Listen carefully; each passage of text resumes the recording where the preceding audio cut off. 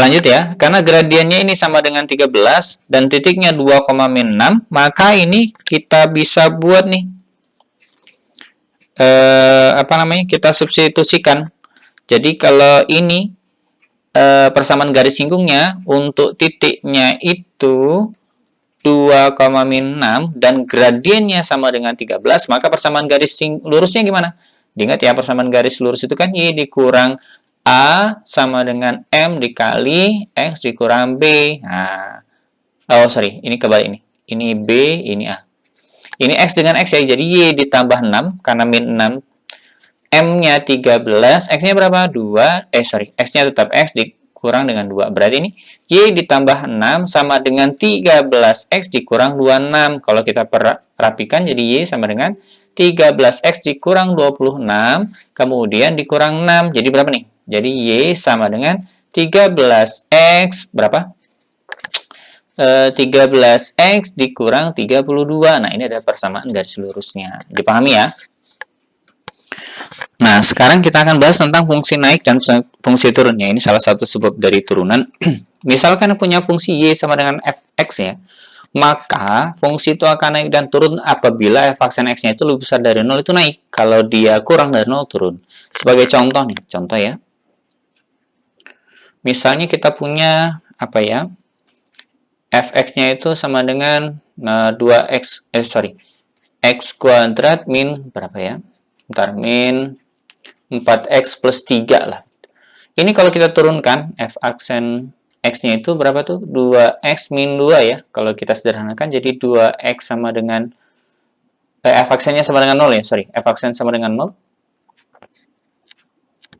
Oh enggak, f aksen sama dengan 2x min 2. Nah, dikatakan naik fungsi ini apabila turunan ini tuh lebih besar dari 0. Berarti 2x min 2 lebih besar dari 0, kemudian ini 2x lebih besar dari 2, dan x-nya lebih besar dari 1. Nah, kalau dia ini lebih besar ini, kalau dia, kalau kita buat gini ya, untuk 1, nah, untuk x-nya lebih besar dari 1, itu dia itu naik. Gitu. Nah, kalau dia turun, sama kayak tadi, f aksennya itu kurang dari 0. Nah, f aksen berapa? 2x min 2 kan lebih besar, kurang dari 0. Berarti 2x kurang dari 2 dan 2 dan x kurang dari 1. Nah, berarti turun dia begini. Jadi kira-kira gambarnya itu, jadi dia pertama turun. Nah, ini titik stasionernya, kemudian dia naik lagi, gambarnya kira-kira gitu. Nah, sekaligus kita bicara tentang titik stasioner. Nah, titik inilah yang kita sebut dengan titik stasioner. Titik stasioner. Titik stasioner itu apa ya? Bahasanya titik turn point lah. Titik beloknya bisa dikatakan titik belok atau titik tadinya turun, lembahnya atau puncaknya gitu. Begitu ya. Sekaligus dengan titik stasionernya gitu. Terakhir kita akan bicara tentang turunan trigonometri.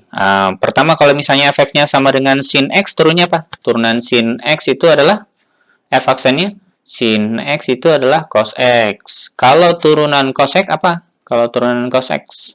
Cos x itu adalah f aksennya adalah min sin x. Min sin x. Kalau turunan dari tangan apa?